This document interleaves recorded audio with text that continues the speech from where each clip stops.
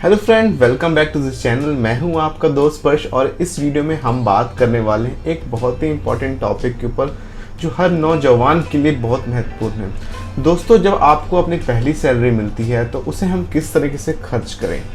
होता ये है कि हम बहुत एक्साइटेड होते हैं जब हमें पहली सैलरी मिलती है। तो इस प्रिंसिपल को इस वीडियो के थ्रू मैं आपको बताऊंगा कि जब आपको आपकी पहली सैलरी मिलती है तो उसे आप किस तरीके से सही तरीके से खर्च कर सकते हो। इस वीडियो के थ्रू मैं आपको एक बेसिक प्रिंसिपल बताऊंगा जिसे हम कहते हैं 50-30-20 रूल, जिसको फॉलो करके आप अपनी पहली सैलरी को खर्च कर सकते हो। तो दोस्तों, चलिए इस वीडियो की शुरुआत करते हैं। तो 50-30-20 रूल के अनुसार जो 50 है वो हमें ये सिखाता है कि हमें अपनी सैलरी का 50% अपनी नीड्स के ऊपर खर्च करना चाहिए। हमारी नीड्स कुछ भी हो सकती है, वो हमारे घर का किराया हो सकता है, बिजली का बिल हो सकता है, खाने का खर्च हो सकता है, ट्रांसपोर्ट एक्सपेंसेस होते हैं और ऐसे कुछ भी हो सकता है। दोस्तों, आपको ये ध्यान रखना है कि आपको अपनी एक्सपेंसेस जो नीड का पार्ट है उसे कंट्रोल करके रखना है। आपको अपनी डिज़ायर्स को कंट्रोल करके रखना है। आपको अननेसेसरी खर्चों से बचना है। तो आप ये कर सकते हो कि जब आपकी पहली सैलरी मिले उसका 50% पार्ट आप अपनी नीड्स के ऊपर खर्च करो, सो दैट जो आपकी मंथली नीड्स है वो उससे फुलफिल हो पाए। बट होता अक्सर उल्टा है, लोग अपनी डिज़ायर्स के ऊपर खर्च करना स्टार्ट कर देते हैं जिससे लास्ट में उनकी नीड्स के लिए उनके पास पैसे नहीं बचते। तो अपनी सैलरी चाहे जो भी हो, लेट्स से आपकी सैलरी 30,000 रुपीज़ है तो 50,000 रुपीज़ आपकी नीड्स पे जाना चाहिए। हो सकता है आप एक छोटे से घर में रह रहे हो जिसका किराया शायद 4,000 रुपये हो, तो 4,000 रुपये आप किराए के रूप में दे सकते हो।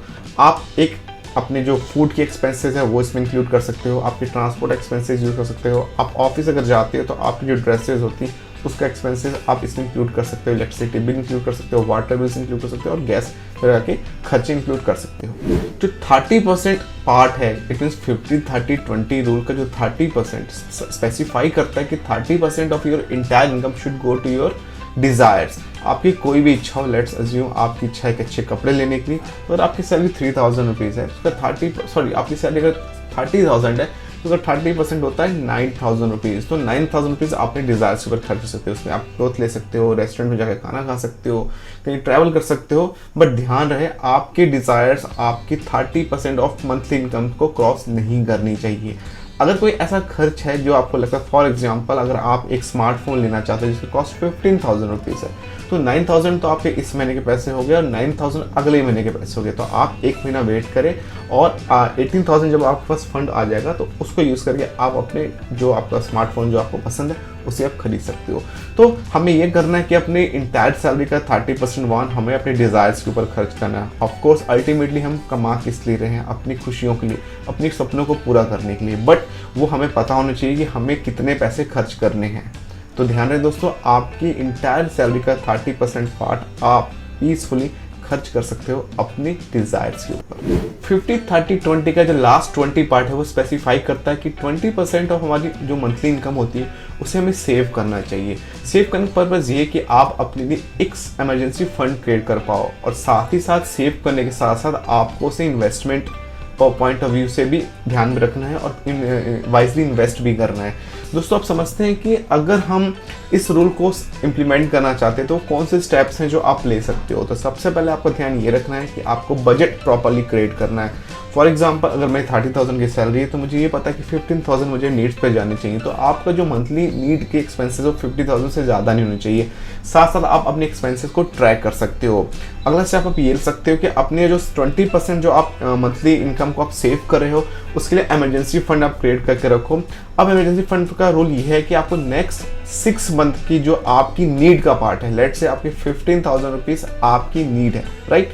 तो अगले 6 महीने अगर मैं काउंट करूं तो it will be something around 90,000 rupees. तो 90,000 रुपये आपके पास इमरजेंसी फंड में होने चाहिए।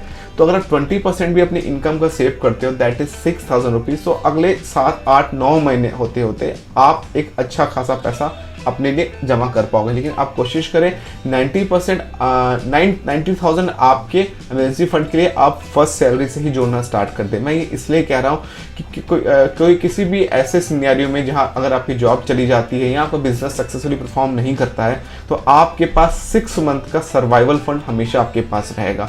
तो दोस्तों, हमें यह ध्यान रखना है कि हमें अपना बजट बनाना है, अपने एक्सपेंसेस को ट्रैक करना है, अपने नेक्स्ट 6 मंथ के एक्सपेंसेस प्लस इमरजेंसी फंड करना है, अपने लिए आप हेल्थ इंश्योरेंस ले सकते हो। और इन छोटी छोटी चीज़ों को ट्रैक करना आपके लिए बहुत ज़रूरी है, और ये छोटे छोटे स्टेप्स आप लेते हो तो आप अपने आप को फाइनेंशियली स्टेबल बना पाओगे। मैं फाइनेंशियल फ्री की बात नहीं कर रहा, बट फाइनेंशियल स्टेबल बनने के लिए ये सारे स्टेप्स में बहुत ज़रूरी है। तो दोस्तों ये रहे कुछ स्टेप्स जो कोई भी बिगनर फॉलो कर सकता है अगर वो एक फाइनेंशियल स्टेबल लाइफ जीना चाहता है। और साथ साथ जो 20% आपके इनकम का पार्ट है जो आप सेव कर रहे हो, इमरजेंसी फंड आपके पास एक बार आपके पास सेव हो गया, लेट से आपके पास 90,000 रुपीज़ आपके पास सेव हो गए, तो जो उसका उससे ज़्यादा सरप्लस अमाउंट है वो आप इन्वेस्ट करना स्टार्ट करो वाइजली, किसी अच्छे से म्यूचुअल फंड में, किसी से अच्छे स्टॉक्स में, या किसी भी ऐसे एसेट्स में जो आपको रेगुलर रिटर्न्स दे और आपका पैसा कंपाउंड हो। तो दोस्तों इस वीडियो से हमें ये पता चलता है कि हम छोटी सी सैलरी के साथ भी अपने फाइनेंस को ईजिली मैनेज कर सकते हैं, एक फाइनेंशियल स्टेबल लाइफ जी सकते हैं। बस रिक्वायरमेंट है एक प्रॉपर रूल फॉलो करने की, एक प्रॉपर डिसिप्लिन फॉलो करने की। दोस्तों तो आपको ये वीडियो कैसी लगी मुझे कमेंट सेक्शन में आकर ज़रूर बताना।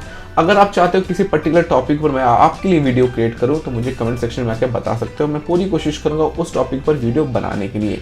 तो दोस्तों ये वीडियो आपको कैसी लगी? अगर ये वीडियो आपको अच्छी लगी है तो इस वीडियो को लाइक कर देना, चैनल को सब्सक्राइब कर देना और इस वीडियो को अपने फ्रेंड्स के साथ शेयर कर देना, सो दैट मैं मोटिवेटेड रहूँ और अगले नए नए टॉपिक्स पर आपके लिए वीडियो लाता रहूँ। तो मिलते हैं अगली वीडियो में, टिल देन गुड बाय।